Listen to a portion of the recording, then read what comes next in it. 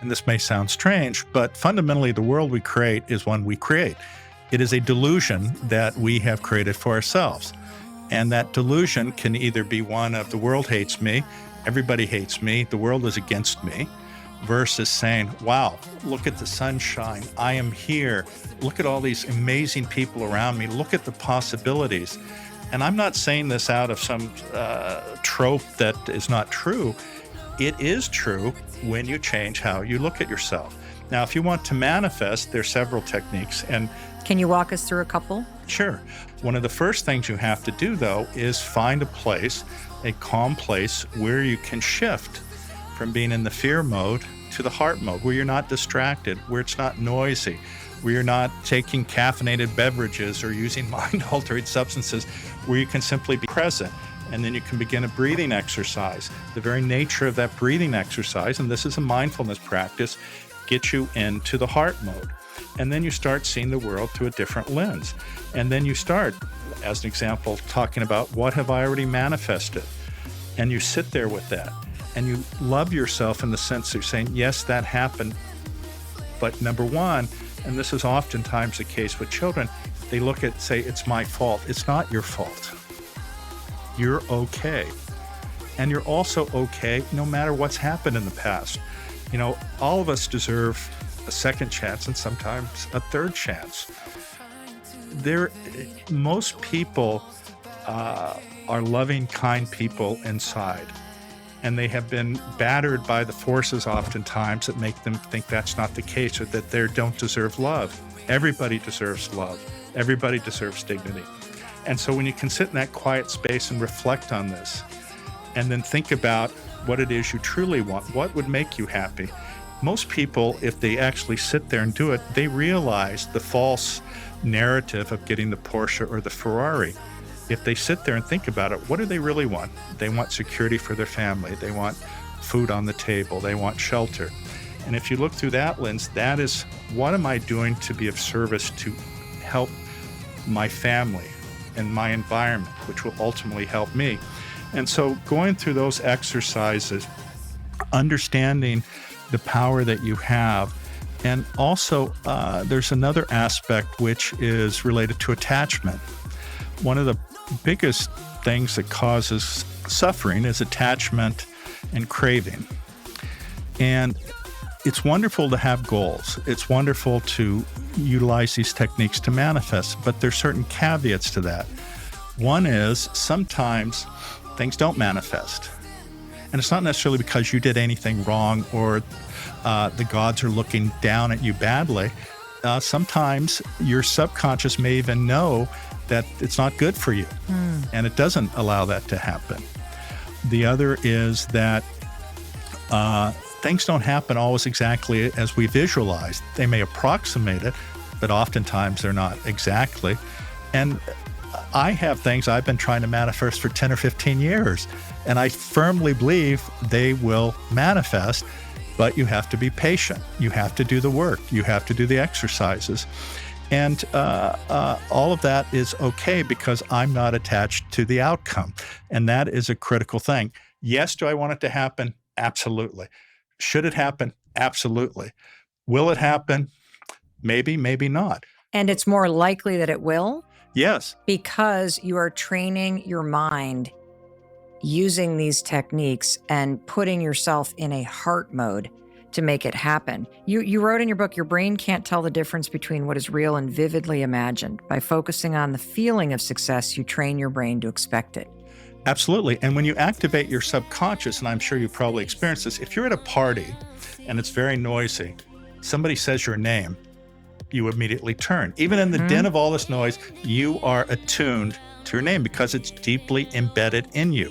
The same is true, and this is the nature of synchronicities and coincidences, because your subconscious is always searching for what is salient. I want to expand on the power of learning how to be in the heart mode and what you just brought to the table, this dispositional optimism and the belief that things can get better, the hope and the optimism that things will turn out, and feeling grateful for that. Because when you're in the heart mode, We've talked a lot about how we are naturally wired to be in that mode.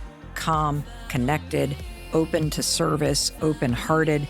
Can you explain how positive emotions, the emotions that you feel when you're in the heart mode, like gratitude, compassion, love, how do those emotions communicate to your brain and accelerate or make it stronger, that what you're thinking about when you're in heart mode actually wires in a very strong way based on the emotions of heart mode? You just said it. Oh, I did? How do positive emotions like gratitude and compassion and love create the ability to manifest or rewire your mind? As we said or discussed earlier, these types of positive belief systems make your physiology work its best, both your brain and your peripheral physiology. When all your cognitive brain networks function at their best, that is the greatest likelihood for you to manifest your intention. There's a lot of work that has been done on gratitude, showing that simply sitting down and writing 3 things you're grateful for changes everything. It changes how you view the world, how you look, not from the lens of what I don't have, but how grateful you are. As an example, half of the world's population lives on less than $2.50 a day. I am extraordinarily blessed. And so no matter how bad it is, and again, and I'm not saying that I'm horribly suffering, but that being said, I still have ups and downs and have had situations which are incredibly demoralizing. But at the end of the day, I sit back and I have gratitude, even in the face of these horrible things that were not as I planned or nor wanted happen. And you just have to understand that regardless of all of them, you're very fortunate. As a renowned neuroscientist and neurosurgeon, what does your daily manifestation routine look like? Can you walk us through it? Sure. Now, you have to understand, I've been meditating for well over 50 years. So in some ways, that becomes the habit, right? It is your mindset. It is how you look at the world. It is how you walk in the world. And hopefully it's through the love mode, although not always. And I will assure you, my wife will get mad at me and she'll say, they call you Mr. Compassion, but you're an asshole. Well, it's good to know you're human. Yes, I am very human. So let me start with the morning first. Every morning I wake up and I sit at the side of bed and I do a breathing exercise. And the very nature of that breathing exercise shifts me into the parasympathetic nervous system. And what is the breathing exercise? It's just slowly breathing in through the nose, holding it for 4 seconds, slowly letting it out. And I do this for a minute or 2. You can sit, you can lay down. There's nothing that is prescriptive. And this is where people get lost about mindfulness practices. They somehow think you have to sit like a Buddha and do this, and they get all anxious about it. There's no reason to be anxious at all. It's just to find a place where you feel comfortable. And then I go through this breathing exercise of slowly breathing in for 4 to 6 seconds, holding it for 4 to 6 seconds, slowly letting it out through the mouth. And then that shifts me into the parasympathetic nervous system, or strengthens where I'm already at. And then I think of the joy and awe of being in this world. And I just sit with that for a minute or 2. And then literally I just go through that alphabet, and that centers me for the day. And if I'm centered looking through that lens, then that actually creates the environment for me to manifest, because I am in the right mindset. I'm calm, I'm thoughtful, I'm thinking about others, I'm not self-focused. And the very nature of that allows me to manifest. Now, I was going to mention in the evening, all of us have goals, all of us have intentions, and you can prioritize them from ones that are mildly important, moderately important, incredibly important, and the time frames, and then you focus on them. And what I will do is I will again write them down, whatever the top 3 are, and then I'll go through the exact same exercise I mentioned, which is to write them down, to repeat it silently, to repeat it aloud, to see it happening, and over and over and over again.